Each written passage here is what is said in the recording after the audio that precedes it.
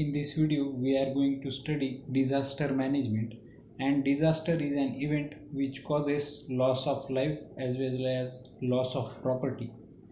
So, in disaster management, we will study different disasters such as natural disaster and man-made disasters. As we all know, natural disasters, they are the disasters which are caused or controlled by nature. For example, thunderbolts, that is lightning, floods, and fire. These are some examples of natural disasters. Along with that, accidents, bomb explosions, chemical accidents in industries, and स्टॅम्पेड्स, ज्याला की आपण भगदड म्हणतो किंवा चेंगराचेंगरी म्हणतो, in mass gatherings and riots. These are some examples of man-made disasters. Okay, so while dealing with such kind of disasters, we have to use some set of guidelines, we have to use some precautions, and by taking some preventive measures, we can control the loss of life as well as property, and this whole thing is called as disaster management. In the disaster management, disaster management is an action which is implemented through proper planning, organized activity, and coordination. In disaster management, there is a proper planning, there is a linked activity, and there is a coordination between people who are managing the conditions in that disaster. It includes the following. First is prevention of losses and danger. It also includes improving tolerance.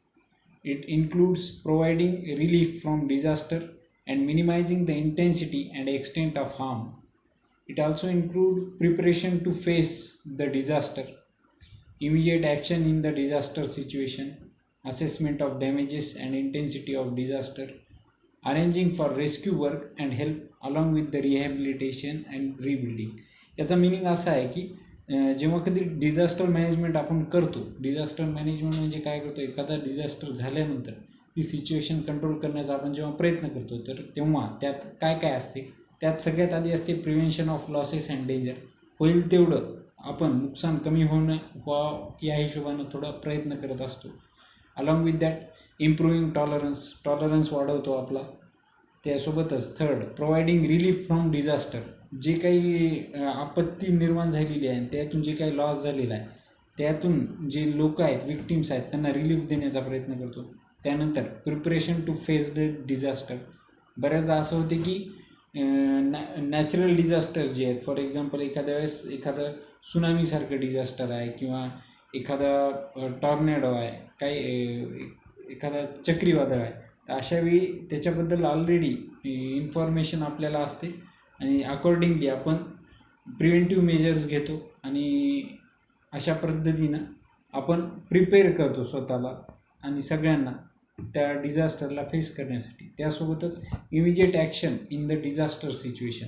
जी काही डिझास्टरची condition उद्भवलेली आहे, त्या कंडिशनमध्ये immediate action घेतो. आपल्या इकडं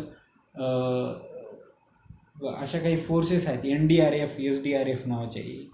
okay, NDRF national disaster relief force म्हणून असते, जी की नॅशनल लेवलवर काम करते, आणि SDRF असते स्टेट डिझास्टर रिलीफ फोर्स, जी की स्टेट लेवलवर काही आपत्ती निर्माण झाली तर त्यावेळेला काम करते. ओके, जसं की अग्निशमन दल काम करते डिस्ट्रिक्ट लेवलला, तसंच हे NDRF आणि SDRF नॅशनल लेवलला आणि स्टेट लेवलला काम करत असतात. Okay, next assessment of damages. जे काही नुकसान झालेलं आहे त्याचं मूल्यमापन करणे आणि त्याची योग्य कागदोपत्री त्याचा एक योग्य लेखाजोखा तयार करणे, याला म्हणतो आपण असेसमेंट ऑफ डॅमेजेस. त्यानंतर arranging for rescue work and help. Rescue work म्हणजे काय, तर भूकंपासारख्या कॅलॅमिटीजमध्ये बऱ्याचदा लोक अडकलेले असतात ढिगाऱ्याखाली आणि वेगवेगळ्या कंडिशन्समध्ये ते ॲबडक्ट झालेले असतात काही जागी, तर तिथून त्यांना रेस्क्यू करण्याचं काम आपण करतो यात. Last point is rehabilitation and rebuilding. Rehabilitation म्हणजे पुनर्वसन आणि रिबिल्डिंग म्हणजे त्यातून त्यांना परत उभं करणे. या सगळ्या प्रोसेस, ही सगळी 8 कलमी प्रोसेस ही डिझास्टर मॅनेजमेंटमध्ये असते. आता डिझास्टर मॅनेजमेंटमध्ये काय करायचं ते आपण पाहिलं, डिझास्टर मॅनेजमेंट काय ते पण आपण पाहिलं. आता आपण बघूयात first aid to disaster victims. म्हणजे जिथं कुठं अशी नैसर्गिक आपत्ती किंवा मॅनमेड डिझास्टर आलेला आहे तिथं नेमकं काय करायला पाहिजे, आपण फर्स्ट एड कसं करायला पाहिजे. तर the main objective of first add is prevention of death and preventing deterioration of health. म्हणजे जेव्हा कधी अशा डिझास्टरमधल्या विक्टिम्सला आपण सुरुवातीला त्याला फर्स्ट एड देतो, फर्स्ट एड म्हणजे प्रथमोपचार ज्याला आपण म्हणतो, तेव्हा आपला उद्देश असा असतो की त्याचा मृत्यू होण्यापासून रोखणे आणि दुसरं म्हणजे प्रिव्हेंटिंग डिटोरेशन ऑफ हेल्थ. त्याची तब्येत किंवा त्याची जी काही नाजूक त्याची अवस्था आहे त्या अवस्थेतून त्याला अजून नुकसान न होऊ देण्यासाठी प्रयत्न करणे आणि त्याचं आरोग्य एका ठराविक पातळीपर्यंत आपण मेंटेन करत असतो. या सगळ्यामध्ये त्याला एकदम आपण काय म्हणू शकतो, समजा त्यांना आपण बाहेर काढण्याचा प्रयत्न करतो. In medical terms it is also called as rehabilitation. Hence it is important to know about the emergency measures और first aid practices to be followed. त्यामुळंच ही फर्स्ट एड प्रॅक्टिस नेमकं कशी करायची आणि त्यात काय काय असते हे आता आपण बघणार आहोत. त्यात सगळ्यात आधी आपण बघतोय basic principles of first aid. Basic principles of first एडमध्ये लाईफ रिससिएशन ही एक त्रिसूत्री आहे, ज्याला की आपण basic principle of first aid म्हणतो. ओके, त्यात आपण ABC, A for airway, B for breathing आणि C फॉर सर्क्युलेशन, ही या त्रिसूत्रीचा आपण अवलंब करतो. A for airway. एअरवे काय, तर if the victim has difficulty in breathing the head should be held in backward sloping position. जर तुमच्या एखाद्या डिझास्टरमध्ये अडकलेल्या एखादा विक्टिम असेल तुमच्याजवळ आणि तुम्ही त्याला फर्स्ट एड देताय आणि त्याच्या एअरवेमध्ये जर प्रॉब्लेम असेल तर आपण काय करतो, त्याच्या मानेचा कणा हा त्याची असं थोडं मागच्या बाजूला झुकून त्याची ब्रीदिंग प्रॉपरली व्हायली की नाही याच्याबद्दल आपण खात्री करून घेतो. जेव्हा आपण त्या विक्टिमची मान मागच्या बाजूनं झुकवतो तेव्हा आणि त्याची जी चीन आहे म्हणजे हनवटी जी आहे ती जेव्हा आपण अशी थोडे मागच्या बाजूला ढकलतो तेव्हा रेस्पिरेटरी पासेस त्याच्या बॉडीमधून खूप व्यवस्थितरित्या होत असतो. त्यामुळं त्याच्या ब्रेनला आणि इतर बॉडीच्या ऑर्गनला व्यवस्थितरित्या ऑक्सिजनचा पुरवठा होईल अशी आपण खात्री करतो यात. Okay, next is breathing. If breathing has stop the victim should be given artificial ventilation. आपल्याला माहीत आहे ब्रीदिंग जर एखाद्या डिझास्टरमध्ये अडकलेल्या किंवा डिझास्टरची विक्टिम ठरलेल्या एखाद्या पर्सनची जर ब्रीदिंग थांबली असेल तर इमिजिएटली त्याला व्हेंटिलेटरवर आणलं जाते, व्हेंटिलेटरवर टाकलं जाते. व्हेंटिलेटर म्हणजे काय, तर एका प्रकारचं आर्टिफिशियल ब्रीदिंग बॉडीकडून करून घेणारी एक मशीन असं समजा तुम्ही. Okay, so such patients are kept on ventilators. Third is circulation.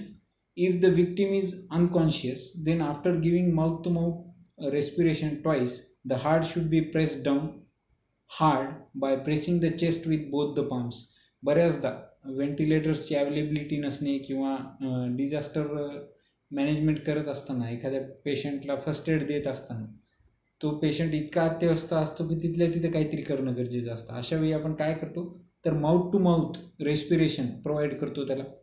म्हणजे एका निरोगी व्यक्तीनं त्या विक्टिमला mouth to mouth respiration provide करायचं. 2दा त्याच्या बॉडीमध्ये एअर पंप करायची, आपल्या तोंडाद्वारे त्याच्या तोंडातून एअर पंप करण्याचा प्रयत्न करायचा आणि 2दा एअर पंप केल्यानंतर एकदा त्याच्या चेस्टला स्ट्रॉंगली प्रेस करायचं, हार्डली प्रेस करायचं. असं केल्यानं असं 15 वेळेस केलं जाते जेणेकरून की त्याचे हार्टबीट किंवा त्याची जी काही ब्रीदिंग आहे ती परत एकदा बॅक टू नॉर्मली आली पाहिजे या दृष्टीने असे प्रयत्न केले जातात आणि त्याला शुद्धीत आणलं जातं. तो पेशंट किंवा तो विक्टिम अनकॉन्शियस स्टेटमध्ये असतो, त्याला कॉन्शियस स्टेटमध्ये आणलं जातं. या सगळ्या प्रोसेसला कार्डिओपल्मोनरी रिसक्सिएशन असं म्हणलं जातं. It helps to bring the circulation back to normal. In this way we can do artificial breathing. we can help him for doing artificial breathing. In this way first aid can be done. आता त्यानंतर एक point आपण असा बघणार आहोत की हे सगळं होत असताना नेमकं कशा कशा प्रकारच्या इंजुरीज तिथे येऊ शकतात विक्टिम्सला. तर त्यात त्यांना ब्लिडिंग असू शकते, त्यांना fracture and impact on vertebra असू शकतो, किंवा बर्न्स असू शकतात, जळालेल्या अवस्थेत काही विक्टिम्स असू शकतात. तर अशा वेगवेगळ्या कंडिशनमध्ये त्यांना वेगवेगळ्या प्रकारची ट्रीटमेंट आपण देत असतो. Okay. For injuries like sprains, twisting and contusion the RICE remedy should be applied. RICE नावाची एक रेमेडी आहे. जसं ABC त्रिसूत्री आपण वापरली होती, 3 प्रिन्सिपल्स आपण यूज करून फर्स्ट एड प्रोव्हाइड केलं होतं, तसंच राईस नावाची एक रेमेडी वापरतो आपण जेव्हा त्यांना स्प्रेन, ट्विस्टिंग आणि कंट्युजन झालेलं असेल तेव्हा. R फॉर रेस्ट, राईसमधला R फॉर रेस्ट आहे, I for ice, C for compression आणि E फॉर एलिव्हेट आहे. आता रेस्ट म्हणजे काय, तर allow the victim to sit in a relax position. तो जो काही विक्टीम आहे डिझास्टरचा त्याला आपण रिलॅक्स पोझिशनमध्ये बसून ठेवण्याचा प्रयत्न करतो. सेकंड, आईस म्हणजे काय, तर apply and ice pack to the injured part. त्याला जिथं कुठं दुखापत झाली असेल तिथं आईस पॅकच्या मदतीनं आपण त्याला त्या भागाला थोडं आराम देण्याचा प्रयत्न करत असतो. Third is compression.